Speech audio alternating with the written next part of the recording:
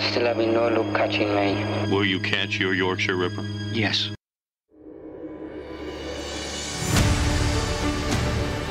Hi everyone and welcome to Backstory. I'm Dana Lewis. In 1980, I was a crime reporter in Toronto. In England, a chilling, frightening story was unfolding. A man who was stalking and killing women dubbed the Yorkshire Ripper. That's where he was lurking. Yorkshire, England, in towns like Bradford, Sheffield, Leeds. He killed 13 women and attempted to murder 7 more. He was eventually caught. His name, Peter Sutcliffe. And this week, Sutcliffe, serving 20 concurrent sentences for life imprisonment, died from COVID-19.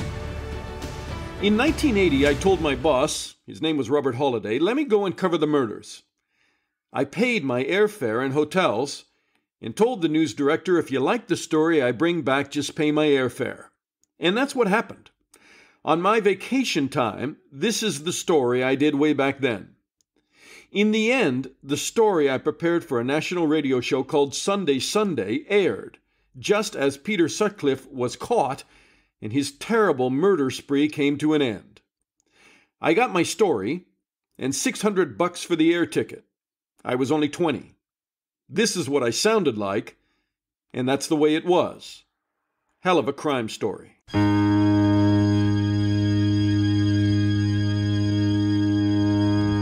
I'm Jack. I see you are still having no luck catching me. Will you catch your Yorkshire Ripper? Yes. I won't say when, but yes, we will catch him. People are very lucky that's got a nice background, got an husband to support him. You can't live on £23 a week with 2 kids. Sorry, it's not possible. So you're willing to take the chance of the Ripper in order to feed your family? Well, I've got to, haven't I? It's either that, this driver go into social care. Why do you come up and stalk young girls, innocent girls as well? You come up from behind them, they don't have a chance. You're not a man, you're a beast. And I hate you. You could be Jack the Ripper. I could be Jack the Ripper. It's as difficult as that. From ABC News, I'm Bob Windsor. British police may have caught up with a murderer called the Yorkshire Ripper, who has terrorized northern England for 5 years by killing 13 women. Police in West Yorkshire say a man arrested 2 days ago in Sheffield is being questioned about the murders and faces a... although the policemen have made it their lives, also a number of reporters have it's had the same effect on them too. So the feeling is that it is most likely, and that maybe it's the end of the red, but the beginning of a new one. Which would be? Well, the new red is now discovering how and why and who.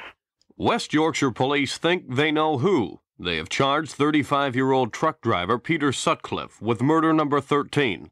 He has been remanded in custody until tomorrow. There are many clues as to how the murders were committed. There are few that indicate why. Friends and neighbors of Sutcliffe say he was a quiet man. They are surprised. That's the thing about Yorkshire. Friends and neighbors are easy to come by. It's a large area, but has that small town atmosphere. Yorkshire views itself as a nation. It was the largest county in England until it was quartered in 1974. Its townsfolk have produced textiles since the 18th century, and that unmistakable scent of black coal fills the air. Although the rolling countryside could be sold in a travel magazine, the towns and cities of the area are bleak and gray. The people, hard-working and conservative. The Yorkshire Ripper has left the area in shock. The first victim that we attribute to the man that's now locally known as the Yorkshire Ripper was in fact Anna Rogulski. She was a 37-year-old woman who was walking through the streets in the early hours of the 5th of July 1975. She was walking through the streets of Keighley when she was struck about the head, attacked with a number of blows and left unconscious. The Ripper began his spree of killings in the town of Leeds. October 30th, 1975. 28-year-old Wilma McKen was struck over the head and stabbed savagely. The Ripper was born, and the stage set for Britain's worst mass murderer. During the next 5 years, the Ripper would elude Britain's best detectives. He would attack 17 girls in total, leaving 13 dead. For Police Superintendent Frank Mort, it was the largest investigation he would ever be involved in. If I had come to you 5 years ago and suggested that a a killer as bold, as vicious as this could elude you for so much time? Would you believe me? No, I don't think I would. If you would have said to me that, yes, we might have a mass murderer, yes, I would have believed that. But if you would have tried to suggest to me that a murderer could have, in fact, committed 13 violent and vicious attacks and left so little behind, that I would have found difficult to accept. But events have proved, in fact, that we have a man who is capable of doing that. He seems to be able to lead these women away, does he not? Or at least approach them without causing them to run. Yeah, that's one version that you could attach to it. The other one, and the one that I prefer to think is probably the way he operates, is not necessarily to pursue them for long distances, but maybe to stand in some secluded shop doorway or some secluded yard entry, and when the woman passes, he may only need to perhaps take 1 or 2 steps to strike the blow. So far as the prostitutes are concerned, yes, I think it's fairly clear that he would pick the woman up as a normal customer would pick up a prostitute and drive to a secluded area which either he or she nominated and commit the crime. With this one, he would pick the area and wait for the girl to come into that area. I, in the past, have likened him a little bit to the spider who picks his area and then he sits quiet and waits, and when the fly comes by, he'll snap. And I think the same principle applies here. He will pick his area and he will wait until the circumstances are exactly right and the girl comes along, and then he will attack. And if the circumstances are not right, then that girl continues on her way. We're now into the 20th of January 1976, when back in Leeds the body of Emily Jackson, a 42-year-old prostitute, was found. She had been stabbed and beaten about the head many, many times. That was the first real indication, perhaps, that we had a one-man killer or one-man attacker of women that was working in a number of areas of the country. I'm Jack. I see you are still having no luck catching me. Besides a cassette tape, 3 letters were also sent to Assistant Chief Constable George Oldfield from a man police believed was the Ripper. The material criticized Oldfield, then in charge of the manhunt, and his team of detectives. I can't see myself being nicked just yet. Yours, Jack the Ripper. No good looking for fingerprints. You should know by now. It's clean as a whistle. See you soon. Bye. The cassette tape gave the case a new mystery. It was dramatic, some say spine-chilling. An investigator searched for its author. Loudspeakers played it again and again from town to town in the hope someone would recognize the man behind the voice. The tapes and letters to police. What sort of a man does that? I think it's the kind of man who fits in with my hypothesis of him being a psychopath. It was fascinating to me to watch how it unfolded, really, how there seemed to be developing a battle of wits between Mr. Oldfield and this murderer, to such an extent that he felt emboldened enough to send a tape and a letter. Now, to digress for a minute, I think that was a mistake. Dr. Stephen Shaw was one of several psychologists called in to assist in the Ripper hunt in 1973. His work with the criminally insane, extensive. So these are mistakes, and a psychopath does make his mistakes and he doesn't learn from them, but he cannot resist the impulse, and that was another of my features, cannot resist the impulse to have a battle of wits with Mr. Oldfield. So has to taunt him, has to send the tapes to say, I've every respect for you, Mr. Oldfield, but your boys are not much good. I am better than the whole of the West Yorkshire police, as it were, almost crowing over them, challenging them to catch him. It appears the Yorkshire Police Department has finally met that challenge and beaten the Ripper at his game. There is a second half to this story. Besides the police and the Ripper, there are the people of that area. Theirs is the real story in this tale. The Ripper, in fact, didn't strike again for another 381 days. And then on the 5th of April 1977, Irene Richardson, she was killed in Leeds. And that's when the local media first started using the title The Ripper. It didn't stop him killing, however, because he moved then to Bradford, and on the 23rd of April 1977, Patricia Atkinson, she was killed. 63 days later, he came back to Leeds, and on the 26th of June, he killed a young 16-year-old girl, Jane MacDonald. And this was the first of the women who was not, in fact, a prostitute or of low moral character. As the Ripper taunted and played his deadly game with the people of Yorkshire, the area changed drastically. Oh no, not the buildings or landscape, but its residents. In daytime hours, conversations were filled with tales of the Ripper, who he might be, what he was doing, and when he might do it again. At night, a terrified county locked its doors in fear. Cab drivers could see the change. It is the red light district of Leeds, Chapeltown. Or it used to be, not so much since the Ripper murders. The girls have tended to move out of Leeds and gone to such areas as Bradford. Garth, what would I have found 5 years ago if you had been driving me through this area? 5 years, you'd have found a lot of activity.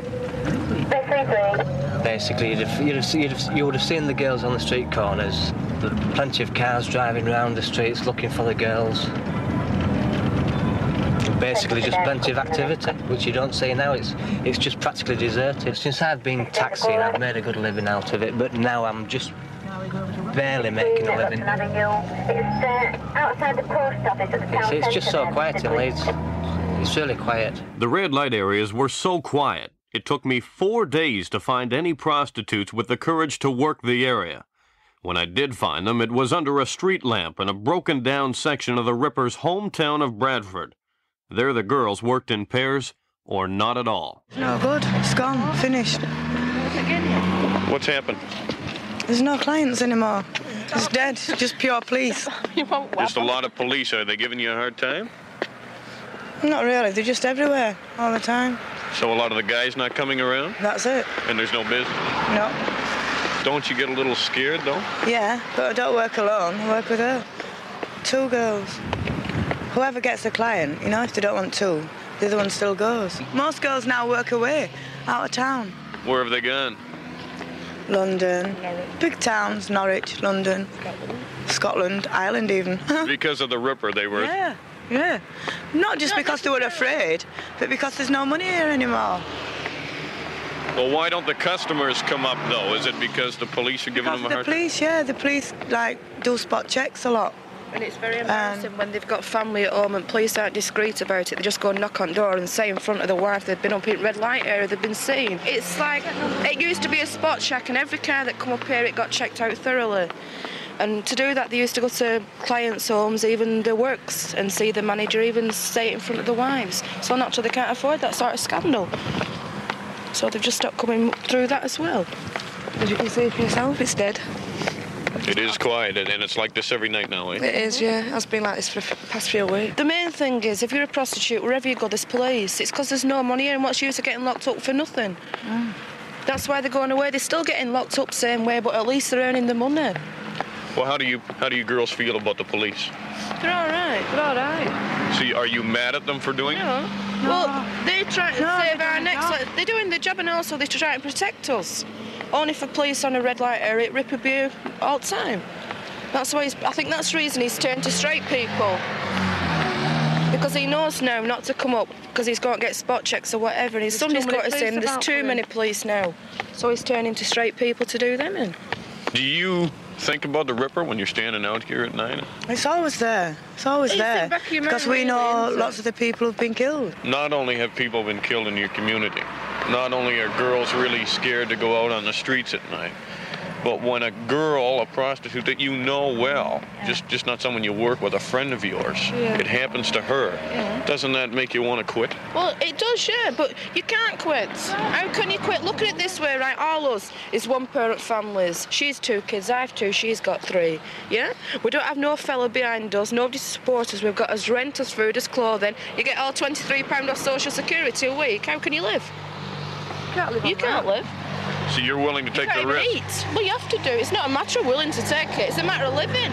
It's a matter of either you taking that risk where your kids are starving and get put into care. And then there was another, and in fact the longest gap of all. He went 441 days.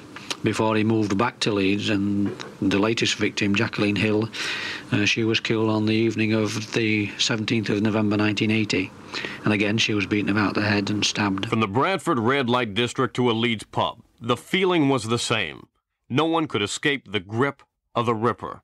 Like this man, all wondered if at one time or another they had looked the killer right in the eye. They don't talk to each other about it because you may be talking to the Ripper. That's the feeling. Many people have said that to me. That is the feeling around here and, in fact, in the whole of Bradford. You mean people are so scared that they're looking at anyone they talk to and wondering if he's the Ripper? Exactly. By the time I arrived in Yorkshire to gather this story, 13 murders had been recorded. Townspeople were awaiting the next one. The families and relatives of the victims were tired, broken, and would not talk to reporters. But given the chance by the BBC to talk directly to the Ripper, they took it. Mrs. Irene MacDonald. Her daughter was murdered in 1977. I just see you as a beast with no feelings, and you're a coward. Why do you come up and stalk young girls, innocent girls as well? You come up from behind them, they don't have a chance. You're not a man, you're a beast. And I hate you. And I believe all the population in Leeds and everywhere hate you. I wonder who you think you are. Do you damn well think you're God or something? God give life, God taketh it away, not you. I think you are the devil itself. Mrs. Patricia Bransberg. Her niece was murdered in 1977. Jane was a beautiful girl. You took life from her. You destroyed her family in one way or another. Her father just deteriorated. You're not a man. You're despicable. I despise you intensely. Every living person curses you. You can't even dig a hole for yourself because people would come and find you and drag you out. Mr. Harry Smelt. His wife was attacked in 1975. Of all the women you've killed, I think, if you were to take a census of them all, I think, given the opportunity to do as you wish with them, I think they would rate you pretty low sexually. I think that's what it's all about. You're proving you're a man by killing them. Most men don't have to kill women to prove that they're a man. Let's talk about real crimes, organising bank robberies and so on. I think you will be really a non-runner. It has to be women, and it has to be from behind. Mr. Hayden Hiley. His daughter was murdered in 1979. You are the lowest of the low.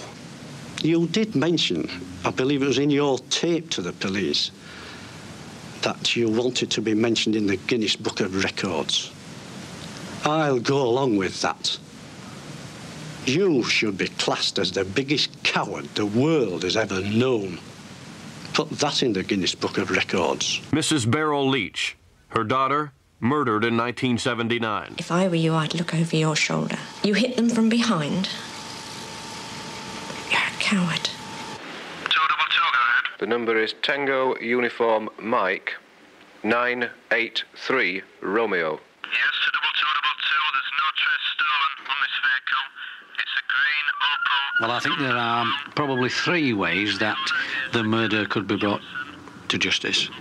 Number one is it could be some super detective has a blinding flash of genius as a result of which the man is arrested. Yeah, that's possibility number one.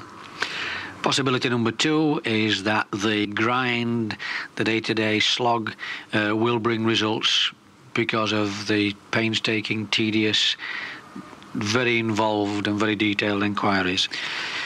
There is also the third way, and that is that some policemen doing some duty totally unconnected with the Ripper inquiry will in fact walk round the corner and walk straight into the man and arrest him. Superintendent Frank Morit's predictions given to me several weeks ago were not that far off. 35-year-old Peter Sutcliffe was arrested 9 days ago. Two constables on routine patrol in the red light district of Sheffield stopped a car driven by Sutcliffe. In his company, a lady of the night. The license plates were checked and found to be stolen. One thing led to another, and by the beginning of the week, it was announced the truck driver would stand trial for the murder of the Ripper's 13th victim. After interviewing over 200,000 people, Searching 30,000 homes at a cost of $10 million, the 500-man Ripper Squad has disbanded. The people of Yorkshire will not return to the norm quite so easily. This is Dana Lewis. Eventually, those tapes the police played from town to town were proven to be fake. It wasn't Sutcliffe. But it did distract the police from catching the real killer for a while. How was he finally caught? A policeman on a routine stop questioned Sutcliffe, who had just picked up another young woman. He asked to relieve himself in the nearby bushes. But the policeman turned and saw Sutcliffe drop a screwdriver on the ground. The police knew they finally had their man. This week, one of the surviving victims of Sutcliffe's, a woman he bludgeoned with a hammer, was interviewed by British press. Marcella Claxton said, "I'm happy he's gone. I thought about what he did to me every day since, and although the news that he's died brings those horrible memories back, at least now I may be able to get some closure. I'm hoping it will bring a little peace, knowing he's no longer with us." That's our backstory on the Yorkshire Ripper. I'm Dana Lewis. Please subscribe to Backstory, and I'll talk to you again soon.